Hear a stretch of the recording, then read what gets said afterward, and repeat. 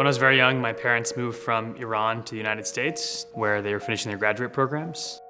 Leaving Iran at that time was very difficult, and coming here, new language, new country, different challenges around how to find a job, how to make money, those kinds of things, which maybe would have been a lot easier for them in Iran, was a big risk. And I think that they did a lot of those things for us, for my sister and myself. So we went through a lot to get here.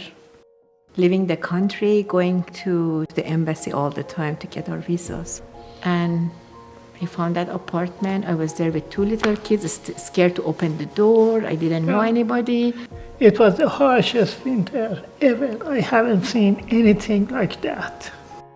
It shows the sacrifice that our whole family had to make, and they had to make in particular, in order for us to have everything that we have now.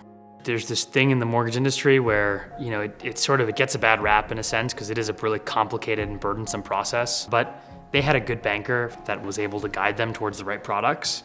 And so there are some good things in the mortgage industry. The people in the mortgage industry, they are really knowledgeable. They can really help consumers, but then I think the process at large is something that leaves a lot to be desired.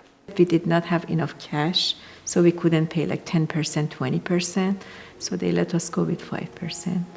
The beauty of the American dream, in quotes, is that people really value homeownership here, and they think homeownership is the path to success because there is this belief that the value of property in the United States will continue to go up because the country is continuing to grow. 13 years in the country, having our own first house. I know, it looks a lot smaller than I remember it. No, you know why? Because you were a little kid. All you had, and I remember you had your computer desk, and we used that computer, all of us, but then you built your own. Mm-hmm. I remember all over the floor you had ordered pieces of computer.